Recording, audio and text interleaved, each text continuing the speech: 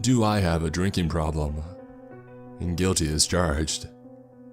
Am I one of the best paranormal investigators to ever exist? Probably. I still remember the first time I ever encountered a spirit. It was prom night and the first time that I ever got actually drunk.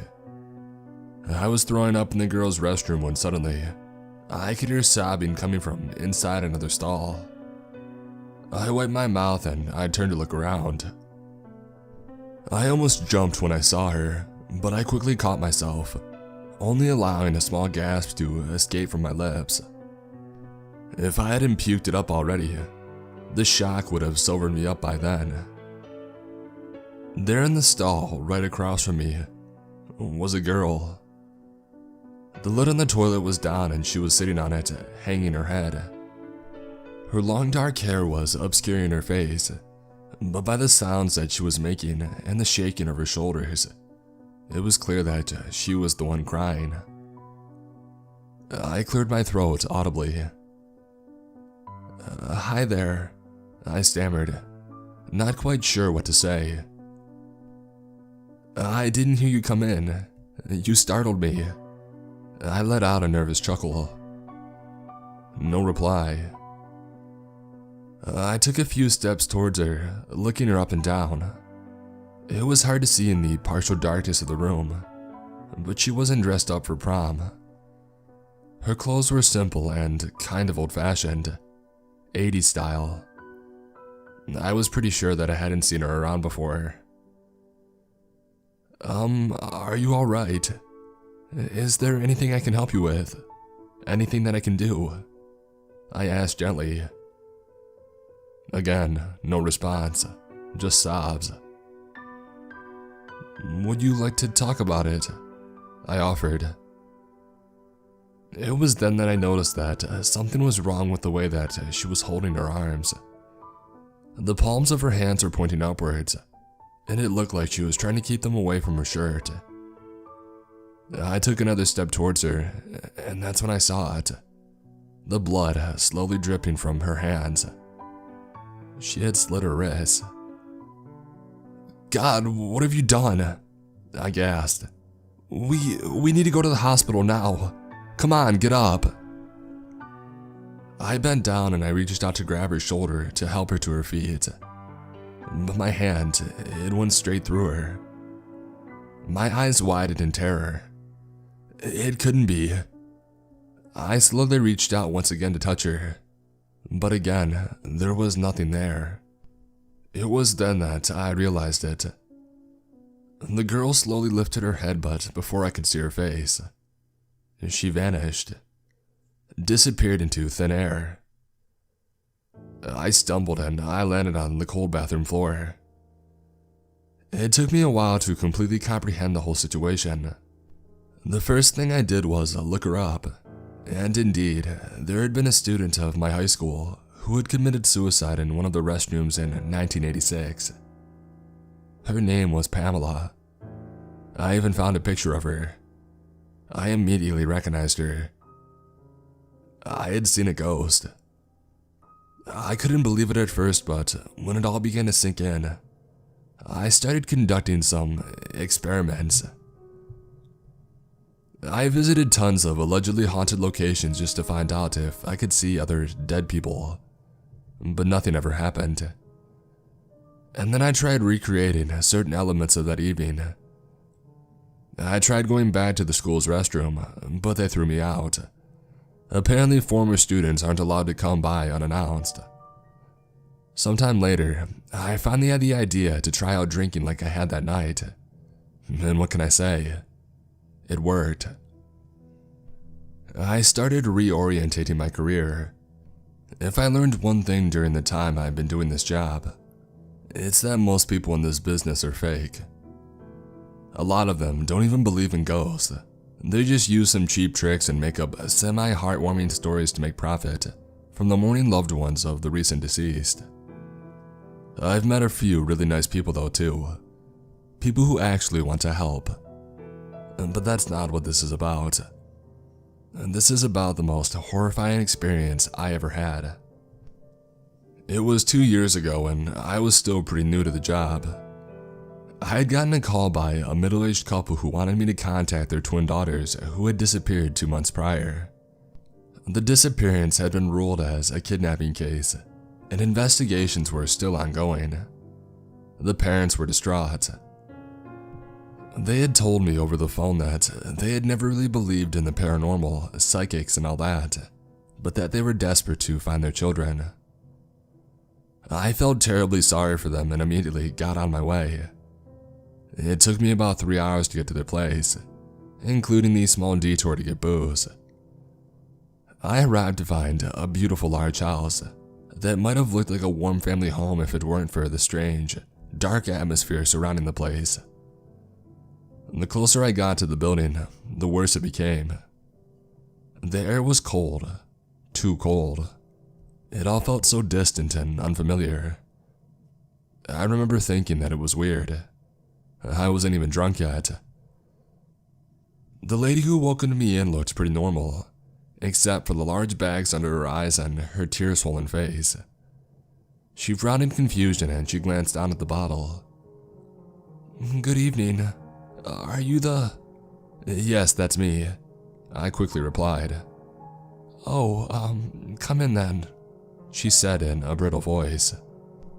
She led me over into the living room where her husband sat at the large table reading a newspaper. He looked just as beaten as his wife. As he stood up to greet me and shook my hand, I could clearly see that he harbored some doubts about my work. I didn't blame him though. I guess the bottle of vodka in my hand didn't help me seem very convincing. "Mr. and Mrs. Davis, I'm very sorry about what had happened to your daughters. I'm not one to make false promises, but I will try my best to help. Could you tell me a little bit more about them?" Mr. Davis cleared his throat. "Missy and Lucy. We named them Missy and Lucy. We wanted them to have similar sounding names because..." His voice broke off. "They're identical twins," Mrs. Davis chimed in. "They're really clever and good at school. Missy's favorite color is green and Lucy's is blue. They turned 11 not too long ago. I don't know what to do." Tears began welling up in her eyes. "I just want them back." Her husband leaned over to hug her. Turning back to me, he added, "We don't know if they're still alive, so maybe calling you here is just a waste of time too. The police seem to think so as well. But at this point, we're desperate for answers, no matter the way. We're open to try anything, so just tell us what we need to do." I remember frowning slightly at his statement. Why would they tell the police about me? I figured I was overthinking it and I shrugged it off. "So, this might seem kind of weird to you, but I have a bit of a unique method of working. I already asked you to find a different place to stay for a few hours over the phone, just for the time that I'm here. Are you ready to leave then?" "Yes," Mr. Davis replied. He looked like he wanted to add something, but I interrupted him. "I already know you locked away all your valuables. I wasn't planning on stealing anything." The couple exchanged awkward glances and Mrs. Davis quickly said, "Also, the upstairs bathroom is under renovation. If you need to use the bathroom, please use the one on this floor." "Got it," I replied, placing my bottle on the table. "Oh, and I'm going to need a glass and some orange juice, if you've got some." It didn't take a lot of time for the vodka's effect to set in. I don't hold the strong stuff very well, so it was just a matter of, I don't know, half an hour. Mr. and Mrs. Davis had gone off to see a movie. Another thing that struck me as sort of odd. Lord knows that if my kids were missing, I wouldn't be able to focus on anything, let alone a 2-hour film. I figured they probably needed some kind of distraction though. The last 2 months had probably been hell for them. As the warm feeling began to spread in my stomach, the air around me seemed to grow even heavier. I felt myself becoming susceptible. I leaned back in my chair and I waited. There is an air of sorrow, of pain in this room. It was so strong that it felt legitimately oppressive. But there was something else. Rage. An underlying touch of cruelty. I could feel it. I slowly got up from my chair and I placed my empty glass on the floor. I hadn't drunken enough for any of my motor skills to become impaired. I walked around the living room, trying to determine the center of the strange energy. Suddenly, I heard a voice, high-pitched and soft. It was a little more than a whisper, but quite clearly the voice of a child. Upstairs. I spun around to see the wavering, unclear outline of two girls standing behind me, right next to the living room door. I swallowed down my surprise. So they were dead indeed. But why were they here?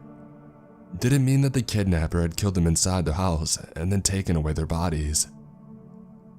Missy, Lucy, I asked, trying to suppress the quivering of my own voice. Needle and thread. They spoke in unison this time, their voices just as fragile as their flickering silhouette. I squinted my eyes. Something about the way they were standing was off. So close, right next to one another. But I just couldn't put my finger on it. Their image was just so faint, like a faded drawing. And suddenly, they were gone. Wait! I shouted. And then I remembered. Upstairs. Up the stairs, up the stairs, up the stairs. My mind seemed to scream as I rushed to climb the steps to the second floor. I looked up just in time to catch another glimpse of the twins standing atop the staircase, staring down at me, before they vanished out of sight once again. Lucy, where are you? Missy! I yelled out, looking around frantically as I came to a halt in the second floor's hallway. And then I felt it. For just a split second, I could feel the cold lips of one of the dead children right next to my ear.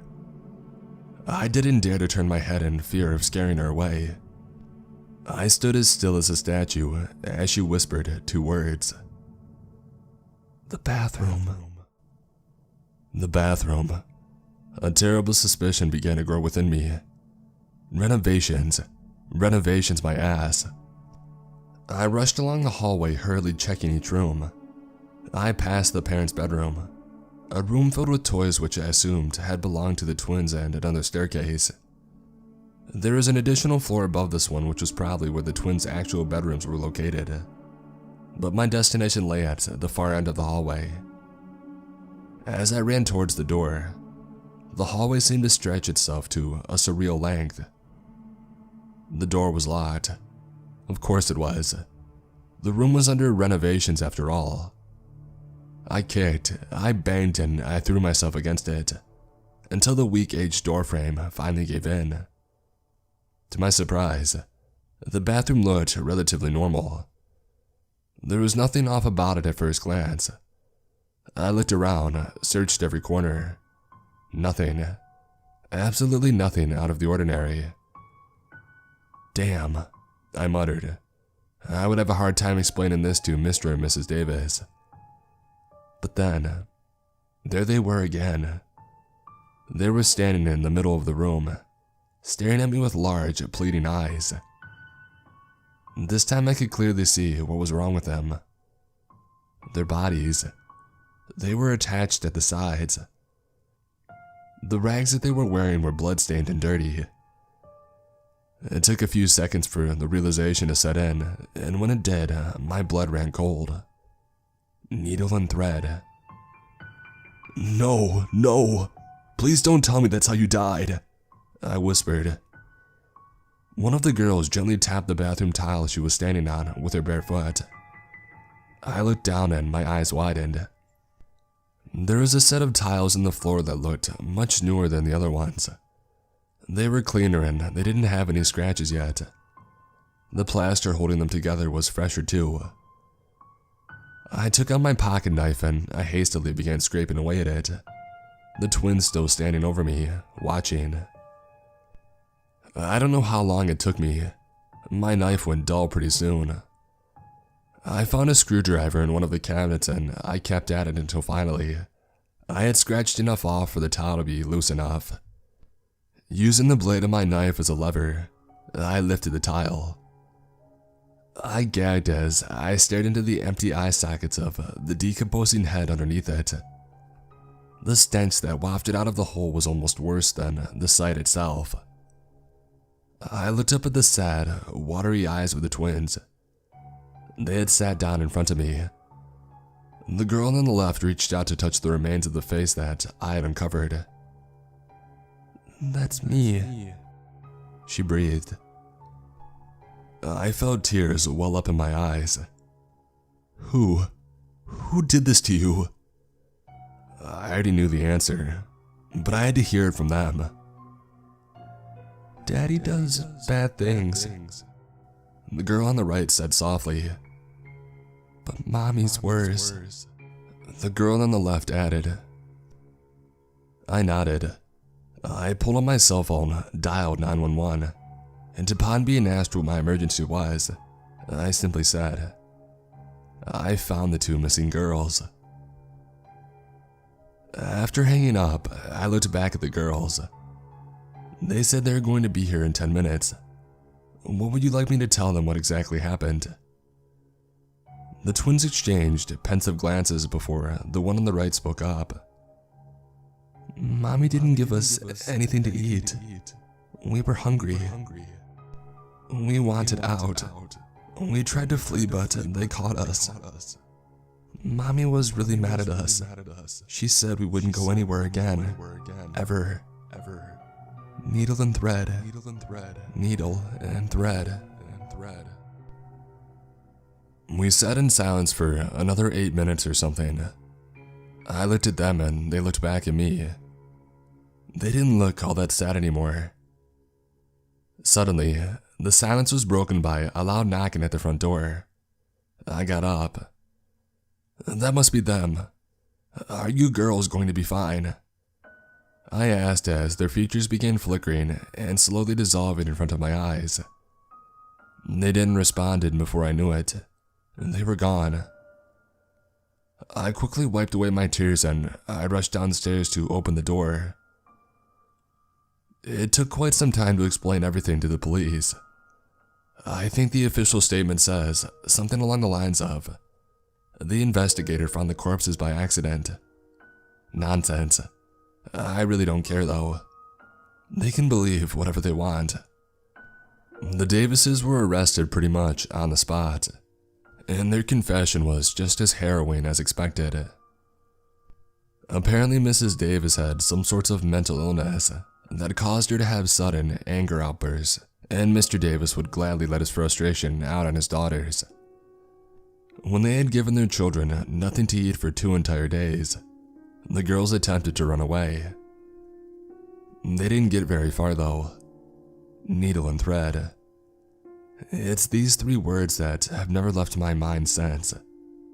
This was their cause of death. I don't know how long they survived sewn together, but it couldn't have been long. When they died, their parents hid their corpses under the bathroom tiles and renewed them. The cops hadn't paid attention to them when they had searched the house.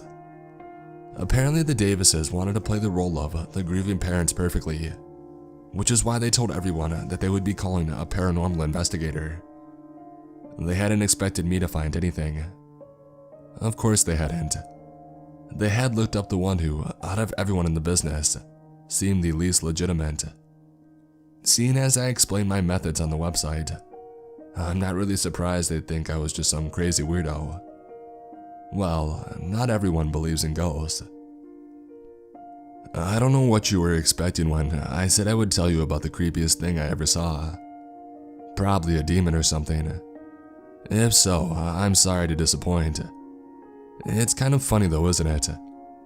In the end, the worst thing I ever encountered when communicating with the souls of the deceased were 2 very alive humans. As for the twins, I really hope they're doing alright. I have a feeling they're fine.